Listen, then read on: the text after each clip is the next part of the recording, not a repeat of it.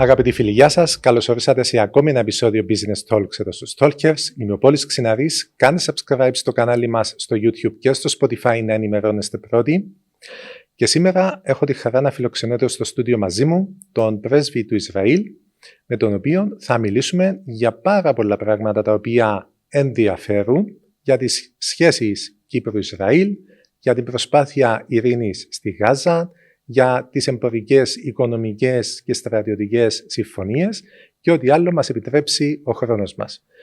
Mr. Ambassador, welcome. Thank you very much. It's an honor and a pleasure to be here.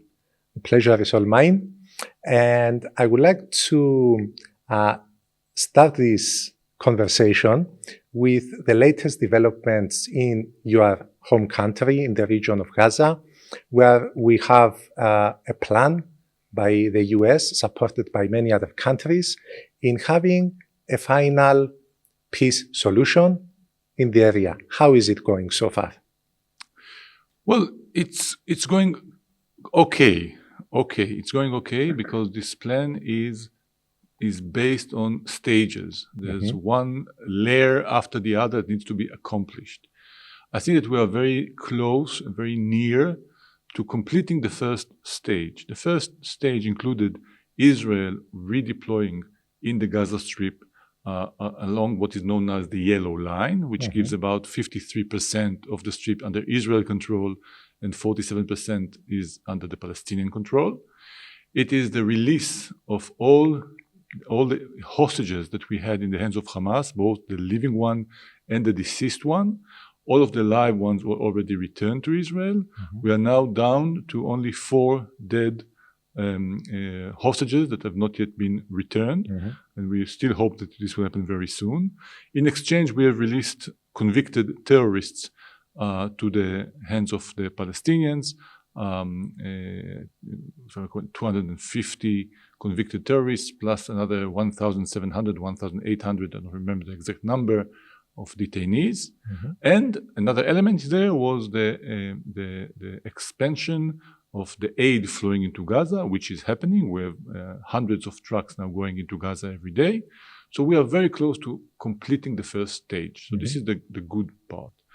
The second stage that needs to start now, which has a key element, which is very important. And this is the disarming of Hamas. Hamas needs to disarm itself, lay down its weapons. The Gaza Strip needs to be demilitarized, and the Palestinian society needs to be de-radicalized. These are the most important things that will allow and will enable a situation in which we'll have a reconstruction, a rehabilitation in Gaza. To achieve this, there are several international bodies that needs to be in place. There's going to be some sort of a peace council led by President Trump, but the guy that will do the work will be former Prime Minister Tony Blair.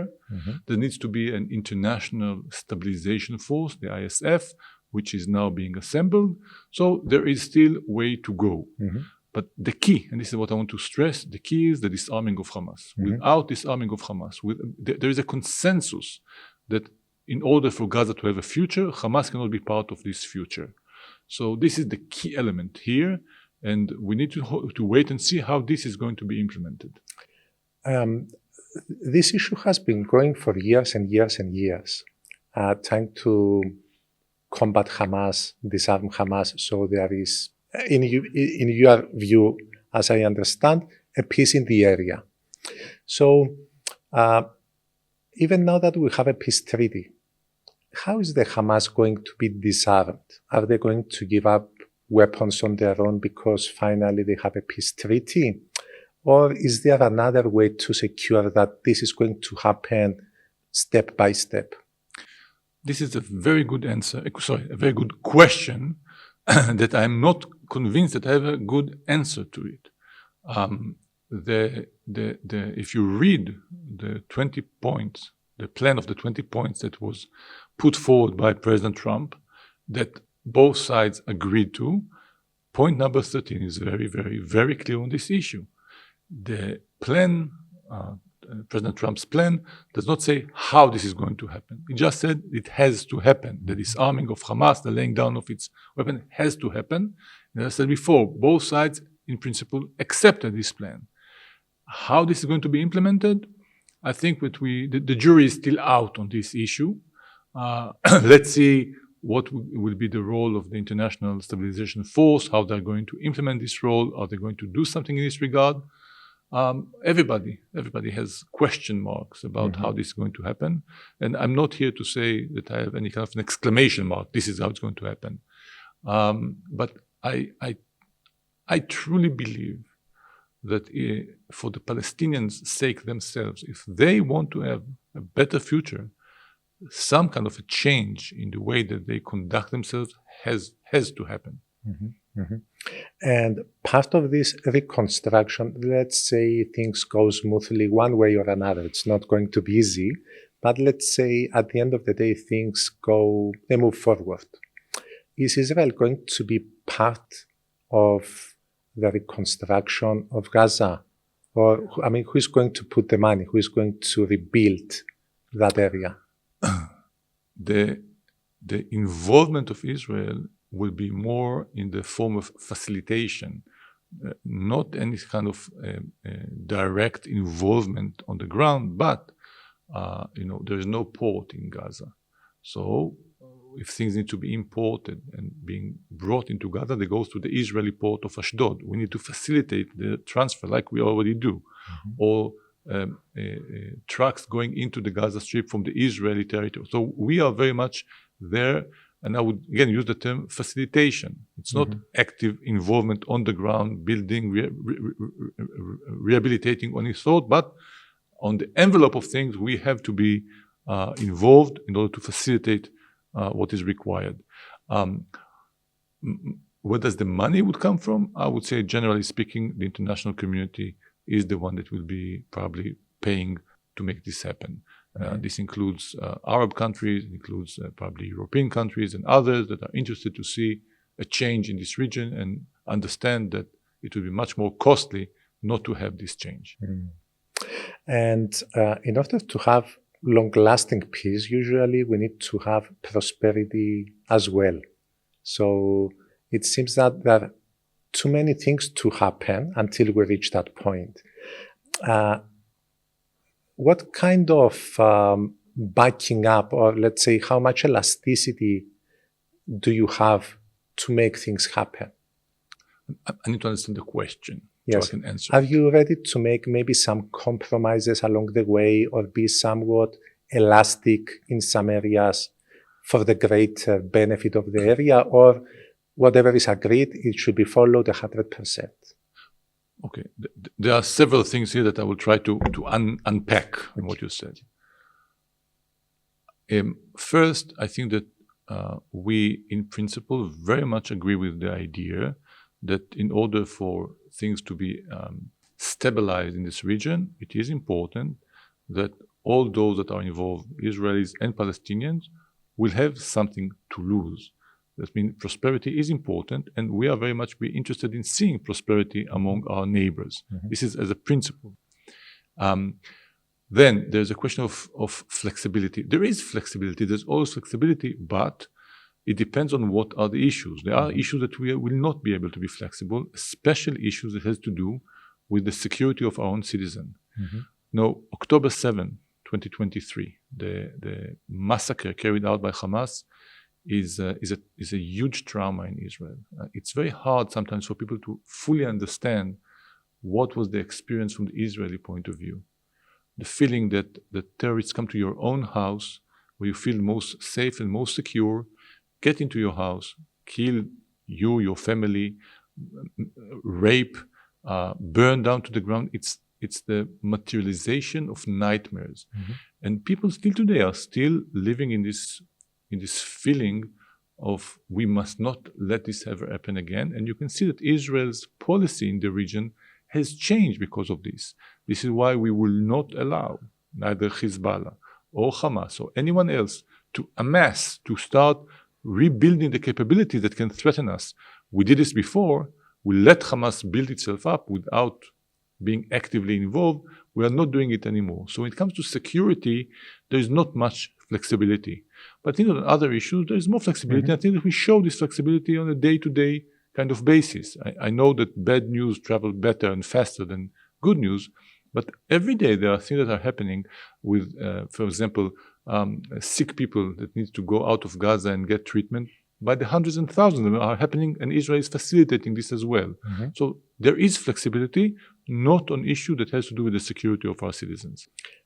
I would quote here something that I often hear, that some people admire Israel for being so protective with its country, its borders, its philosophy of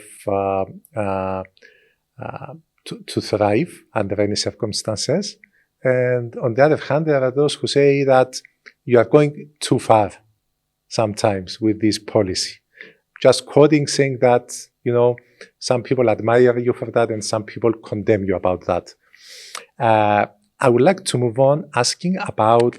Can I refer to this for just one second, if I may? Yeah. Look, first of all, the fact that people think this way or the other would not change the way that we act and we behave. And I think that sometimes people fail to understand really what is the prism through which we see our region and where we live. Because, the Palestinians look at us and see us as their rivals. And then we have the Iranians. Then we have Hezbollah. Then we have the Houthis in Yemen. But from our perspective, we have all those terror organizations, terror states, and others that are our enemies. There are very few countries in the world that are under the kind of threat that we find ourselves. Look just what happened in the last 2 years. Think about the exchange that we had with Iran, with the missiles, with heavy missiles being fired at us from Iran by the hundreds. How many countries need to deal with something like this? So we are in a situation that the threat that we view is very different than anyone else. It's different to be living in Israel, understanding the threat around us, and and the size of both of the territory that we have in comparison to what we have around us, and the size of our population in comparison to what we have around us. It's different when you are there. It's different when we are somewhere else in the Western world, that you don't really understand, don't really live this threat. So you can sit in your nice warm house in London or in Paris or in Berlin, but if you need to be living in Tel Aviv or next to Gaza or next to Lebanon, it's a very different feeling. Then you do not feel it, you exaggerate the threat. And we saw what happened on October 7th. So we feel that we are not exaggerating. We think that we are doing exactly what we need to do. Okay. And I would like to extend this part of the conversation to the fact that we have Turkey in the game, a neighbor, that for us it's somebody who invaded Cyprus. For you is somebody who is sometimes a friend, sometimes a foe, somebody who at this point of time is not supporting you, but is on the other side in supporting your enemies. And at the same time, we have some economic interests coming in play. And there's a geopolitical game in front of us that everybody's trying to make some sense of. What is your view on this triangle? I'm not sure why this is a triangle. If you talk about triangle, it's like the Israel, Turkey, Cyprus. Yes. I think it's a bit of an artificial triangle that doesn't really exist, but I will try to speak about this. First, I need to start by saying the following. We attach great importance to our relation with Cyprus and to our relation with Greece. I need to put them also into this equation. We truly believe that this is a partnership, a strategic one, and we do not think that this partnership, this strategic cooperation that we have, should be in any way influenced by any relationship we have with any other country. And I must say, in earlier times when there were attempts to improve Israel and Turkey relations, when we spoke with our Cypriot counterparts, we had the same message, that whatever is happening there will not be at the expense of Israel's relation with Cyprus. And this is an axioma, if I can use this word. This is the paradigm. This is the basic for everything. we cherish those relations that we have with Cyprus, and we do not want to jeopardize them, or we do not see them in a transactional way. They have merits on its own that we would like to keep. Mm-hmm. As for Turkey, our relations with Turkey these days are bad. There's no doubt about it. It's not our doing. It's a decision taken by the Turkish government and the Turkish president during the war in Gaza. The horrific statements coming from Turkey were unbearable, and also their action. They were the one that decided they want to cut off trade relations. They are the one that want to bring down the level of representation in both countries. So this is their doing. Now, we are not interested in turning Turkey into an enemy. It's not our interest at all. But it takes two to tango. Yeah. Okay, it needs to be from both sides, and I think that again the jury is still out as to what is it that Turkey wants exactly. I think that it would be good, not just for Israel but also for Cyprus, if you could have some sort of close to normal relations with Turkey, of trade, of tourism, of some sort of cooperation. I think it's better for everybody, but again, it takes two to tango. And we need to be ready for any kind of development in the region. And I think that we will be ready. There are, because of the stand that Turkey has been taken, it's very clear to us, and my Prime Minister was very clear on this, we are not interested that in this international stabilization force in Gaza, there will be Turkish soldiers involved. We don't want them. We understand that this is not a good idea. So this is where we are. This is in a situation that the relations are not good with Turkey, but Turkey is an important player in this region. It would have been good if we could have changed the situation, but Ankara needs to make some decisions about what that is that they want to do. Yeah, I see that they are getting even more angry because the relationship between Cyprus and Israel has gone a level up the past couple of years. And especially now that there is a military cooperation and we have weaponry coming from Israel. So this upsets Turkey. And is this another example of the strategic partnership that Israel puts in having a good relationship with Cyprus? When we look at the good relationship with Cyprus, it's a good relation between Israel and Cyprus. This is not against any third country, including Turkey. We are not doing things with Cyprus to spy Turkey or to in any way to send a message to Turkey. We do it because on the merits of things, we see value in having good cooperation with the closest like-minded country in the world that we have, which is Cyprus. So our cooperation on defense and military aspects, it was naturally created and was growing. We are happy to be part of the effort that Cyprus is doing to be able to protect its own citizens. And if we can contribute to this, and I think we can, you mentioned arms sales, but it's not just arms sales. It can be exercise, it can be transfer of know-how, it can be lessons learned from what we know. There are things that we can share together with the Cypriots that can be very beneficial for the national security of Cyprus. And because Cyprus is a good friend of ours, we would like to see the national security becoming better and stronger. I think this is the right prism to look at the situation. There are those who don't see this cooperation in the same lens as you are, because at the same time we have an inflow of Israelis coming into Cyprus, buying a home, like many other nationalities, I will say, not only from the EU but from other countries in the region. Whenever there is a war or an uprising, there's a flood of people coming to Cyprus because they feel this safety. And now we have Israelis coming, and some Cypriots don't look this in the right eye, especially some political parties. And I know that you have some kind of, contradiction with their views, and I don't know what's your point of view with this. I would start just by saying that I think that Israelis that have made a decision invest in Cyprus or even to move their lives into Cyprus. From what I can see, they are very happy with the decision. They feel that they are warmly welcomed here. They feel that they can prosper here, and that Cyprus is a peaceful place that accepts them in a very welcoming way. This is how I see it currently. Cyprus has full right to decide how they want to manage the whole issue of foreign investments in Cyprus. It's an internal Cypriot decision. They want to do it this way or the other way. It's an internal Cypriot decision.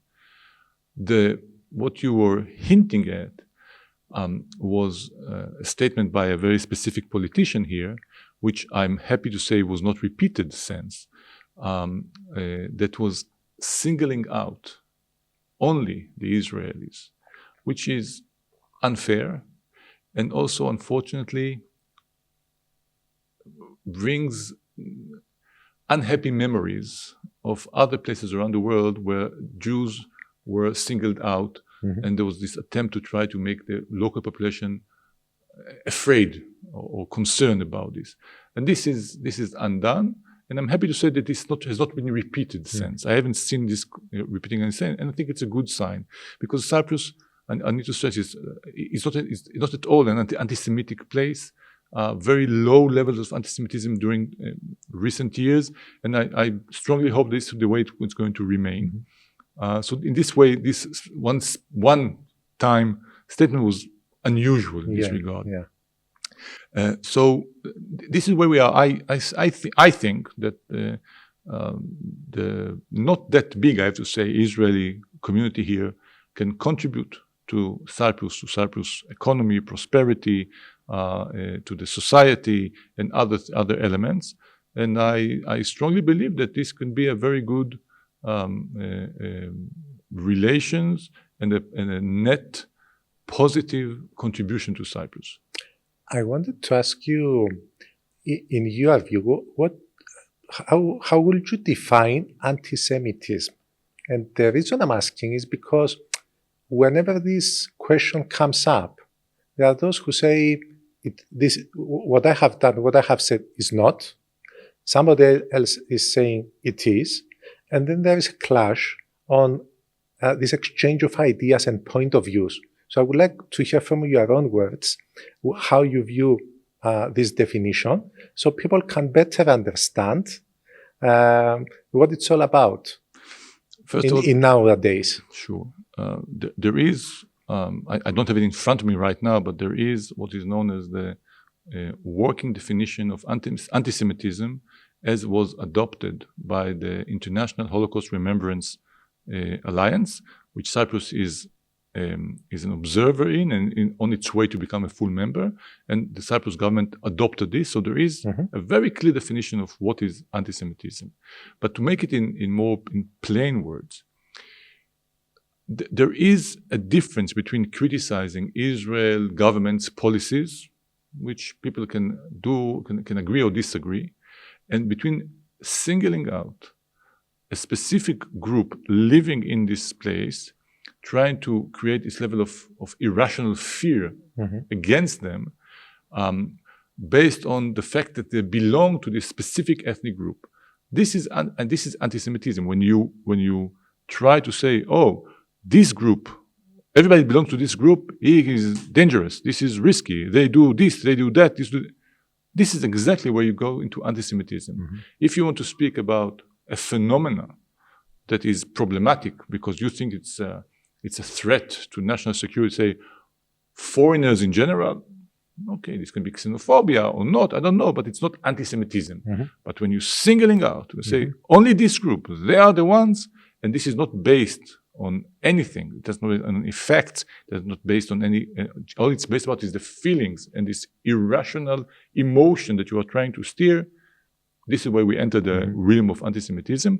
And unfortunately, I have to say, in history we learned that this process, this psychological process of saying this group, they are different, they're not like us, they are dangerous, down the road might lead to actions and acts, and we saw it in the past, that we need to refrain from getting to this point. Okay. And going back to the economic ties with Israel and the geopolitical developments in the area, one important component the past year has been the GSI, this cable of connecting Europe through Greece, Cyprus, and Israel. Instead of the EU intervening, saying, don't worry, Turkey will not intervene, we will step in. Instead of Greece going to say the same, it was Israel who kind of said that we are going to move on with this project and will provide some stability if something happens. It's very important to set the record straight. Okay. Even though you're talking about the Greece, Cyprus, Israel, okay, as the Great Sea interconnector, what we are involved in is the Cyprus-Israel one. Yeah. We are not involved in the Cyprus-Greece one. Yeah. And in the Cyprus-Israel one, I don't think there's any controversy and there's no question, there's not going to be any involvement. And this is what we want to promote. We want to promote this project. We continue to want to promote this. There is discussion going on and hopefully it will come about. As for the Greece-Cyprus part, we want this to happen, but this is not our concern. We will not get involved there, neither on the geopolitical aspect or any other aspect. This is between Cyprus and Greece and whomever they want or decide, like it's an EU project. So I think it makes sense the EU will be involved, or maybe there's a need of, if there is a need of any kind of support from the Americans, we are not going to get involved there. And we have never hinted that in any way we will be helping to make sure that the Cyprus-Greece part is going to be implemented. We want it to be implemented, but we are not going to be involved in this element. Only in this Cyprus-Israel component. And we have seen as well as many Israelis thriving in Cyprus, investing in the community and investing with their business. Are you seeing these ties strengthening?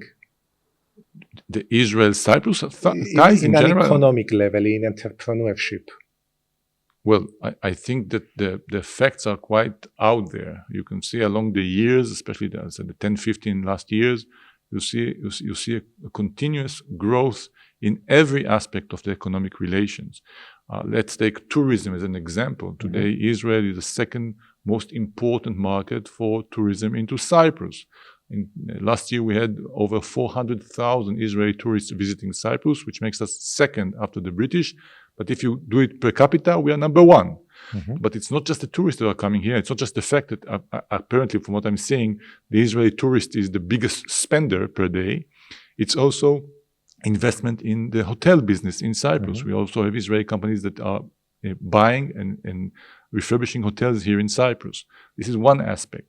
We have, of course, a lot of investment into real estate, both as individuals buying, but also developers that come here and want to build whole neighborhoods, etc. Israel is also a very important supplier of refined oil to Cyprus. So yes, I think that the relations are thriving. I think that they will continue to prosper. I think that there are a lot of opportunities there. If it's in energy or in health or climate related or environment related, there are plenty of opportunities there. I think that maybe during the time of the war, even though the Israeli economy showed an amazing resilience, I don't think it was a time for things to expand. But now that we have the ceasefire, so many of the things that were on hold for a while can now once again be ignited and restarted. So you believe this is a good period for investments between the countries?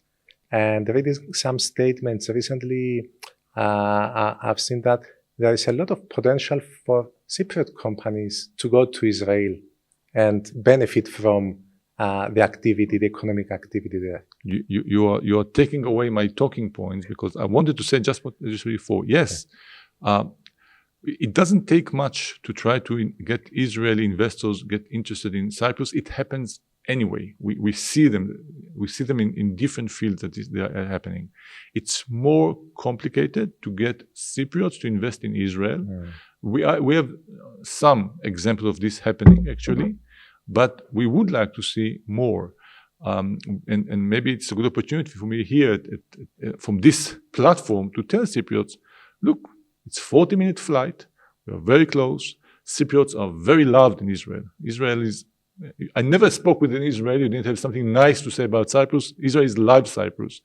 There are many opportunities in the Israeli market in different fields, and we will be very happy to try to help whoever is interested in trying to look into this.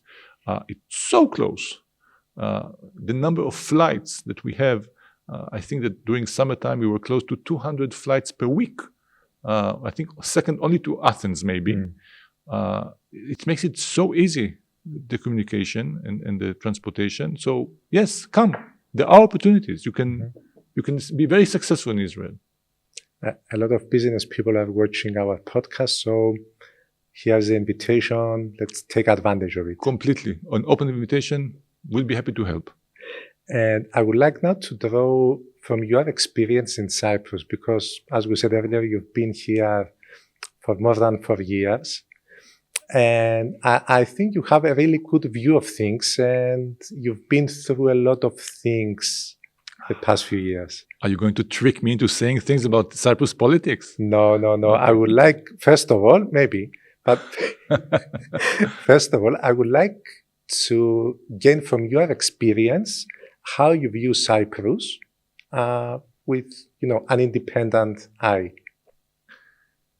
Look, I'm a bit biased. I have to say very honestly, not because I'm the ambassador here.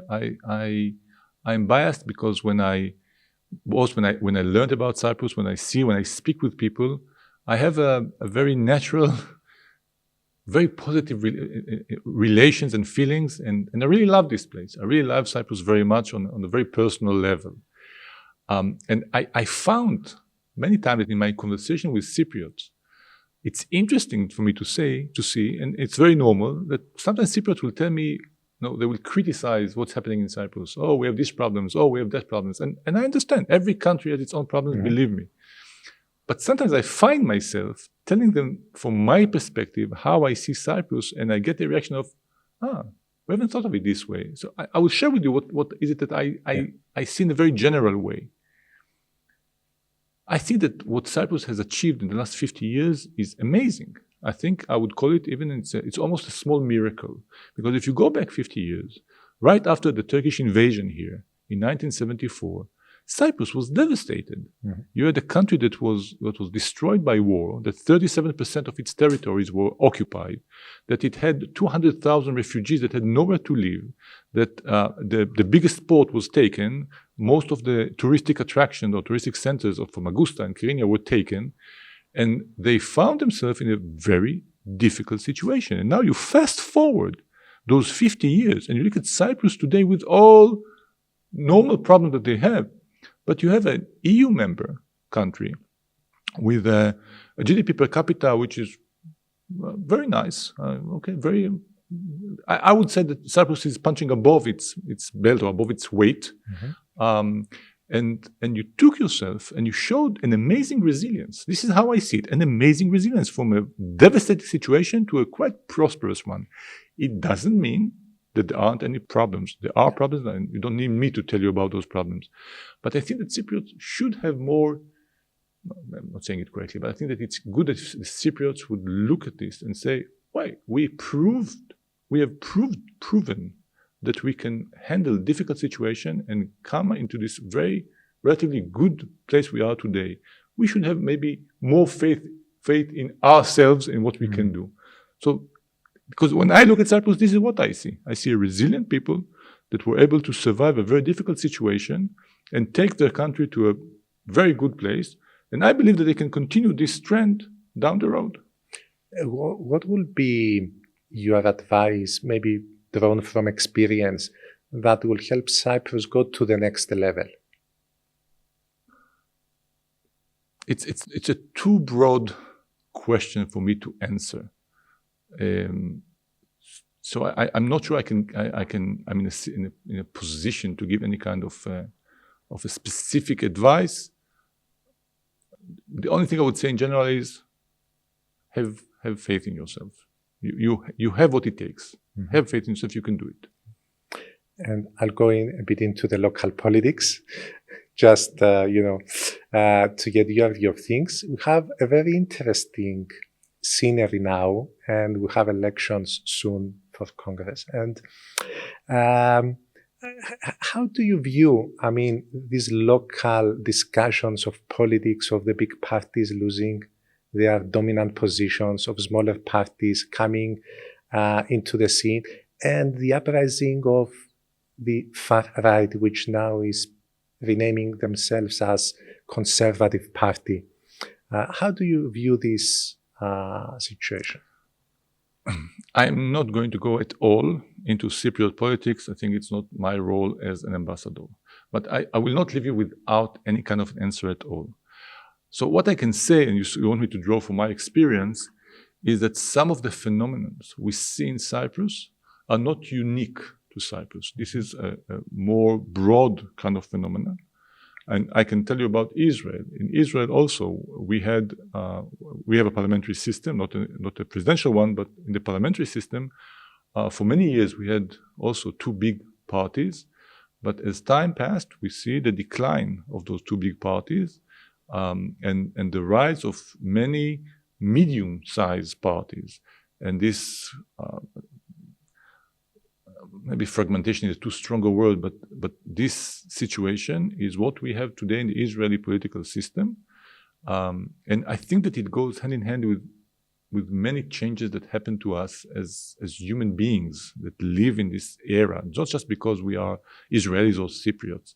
The rise of the social media with everything that it means, the rise of the importance of who you are, what is your identity, even more than what are the policies or the ideologies that you have.